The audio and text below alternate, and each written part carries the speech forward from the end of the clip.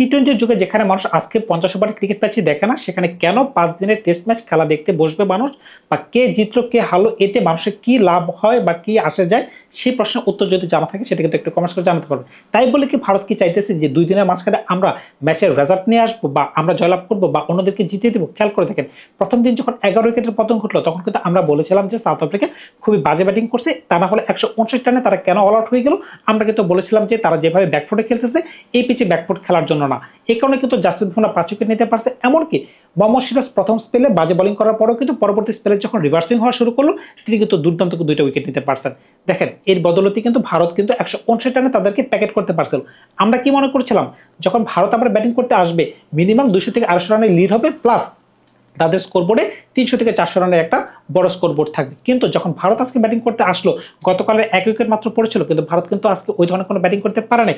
189 রানে ভারত আজকে all out হয়ে গেছে। সুতরাং বুঝতেই পারতেছেন এটা কেন হয়েছে, পিচের কারণে হয়েছে। এখন সাউথ আফ্রিকান বলাররা তো এমন রূপে টাস হয়ে যায় না যে তাদের বল খেলার মতো উপযুক্তই না। সুতরাং বুঝতেই পারতেছেন এমন ধরনের কন্ডিশন যদি দেওয়া হয় যেখানে সর্বোচ্চ স্কোর হচ্ছে 39 রান, যেটা কেএল রাহুল করতে পারছেন, এমনকি দ্বিতীয় সর্বোচ্চ স্কোর ওয়াশিংটন সুন্দর, এমনকি তৃতীয় সর্বোচ্চ স্কোর 27 রান। সুতরাং বুঝতেই পারতেছেন এইভাবে যদি চলতে থাকে তখন কিন্তু টেস্ট ম্যাচ আর টেস্ট ম্যাচ থাকে না, তখন কিন্তু খেলার প্রতি মানুষের কোনো আগ্রহী থাকে না। এই ম্যাচ কে জিতলো কে হারলো এতে করে মানুষ কিন্তু কিছু যায় আসে না। অন্যদিকে টি-20 দিকে যদি তাকান, মানুষ কিন্তু এখন টি-20 খেলা কেন দেখে, 40 ওভারের খেলার মাঝখানে কিন্তু দুই দলের শক্তি আপনি দেখতে পারতেছেন, কে ব্যাটিং এ ভালো কে বোলিং এ ভালো, কোন ব্যাটসম্যান আজকে ভালো খেলতে পারতেছে, কে আজকে পিচ থেকে ভালো বেশি সুবিধা পাচ্ছে।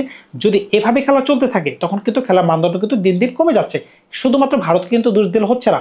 ভারত যখন আবার অস্ট্রেলিয়া যায়, সাউথ আফ্রিকা যায়, ইংল্যান্ড যায়, তখন কিন্তু ভারতকেও কিন্তু এই ধরনের পিচে দেওয়া হয়, মানে এই ধরনের পিচ থেকে যে ধরনের বাউন্স উৎপন্ন হয়, যে ধরনের সুইং উৎপন্ন হয়, যাতে ভারতীয় ব্যাটসম্যানরা বা এশিয়ান ব্যাটসম্যানরা যাতে খেলতে না পারে এই ধরনের পিচ দেওয়া হয়। আবার যখন তাদের মতো মহারথী দল যখন ভারত বা এশিয়াতে আসে তখন কিন্তু আমরা কিন্তু তাদের জন্য ওই ধরনের পিচ দেই। সুতরাং বুঝতেই পারতেছেন টিট ফর ট্রেড। এখন কথা হচ্ছে এই ধরনের কাজ যদি চলতে থাকে এতে করে কিন্তু দিন শেষে কিন্তু ক্রিকেটের ক্ষতি। আমি তাই বলতে চাচ্ছি এই ধরনের মানসিকতা থেকে কিন্তু আমাদের সকলকে বেরিয়ে আসতে হবে, সেটা বাংলাদেশ হোক, সেটা ইন্ডিয়া হোক, সেটা অস্ট্রেলিয়া হোক, সেটা সাউথ আফ্রিকা হোক। কারণ কি সাউথ আফ্রিকা যখন ইন্ডিয়াকে আমন্ত্রণ জানাবে তখন কিন্তু এমন ধরনের পিচ দিবে কানের নিচ দিয়ে বল যাবে। আবার যখন ইন্ডিয়াতে আর সাউথ আফ্রিকা আসবে দেখতেই পাইছেন যে রবীন্দ্র জাদেজার বল কেউ খেলতে পারতেছে না। এখন এই ধরনের ট্রেডিশন থেকে যদি আমরা বেরোতে না পারি তখন কিন্তু টেস্ট ম্যাচের যে জৌলুস ছিল, আমরা যখন ছোটবেলা থেকে বড় হয়েছিলাম তখন কিন্তু টেস্ট ম্যাচ কিন্তু আমরা টিভির পর্দায় সারাদিন বসে দেখতাম। এখন কিন্তু সারাদিনে হয়তো 1-2 বার মানুষ স্ক্রল করে খবর নেয় যে কার আপডেট কত, কে কত রান করতে পারলো, এর থেকে বেশি কিছুই না। এটার পেছনে মূল কারণ কি, টেস্ট ম্যাচে এখন তো মোটামুটি খেলা জমেই না, বড় ধরনের প্লেয়ার তো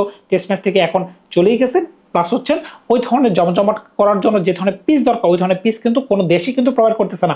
অস্ট্রেলিয়ার কথা চিন্তা করতেছে, ভারতের কথা চিন্তা করতেছে, বাংলাদেশের কথা চিন্তা করতেছে।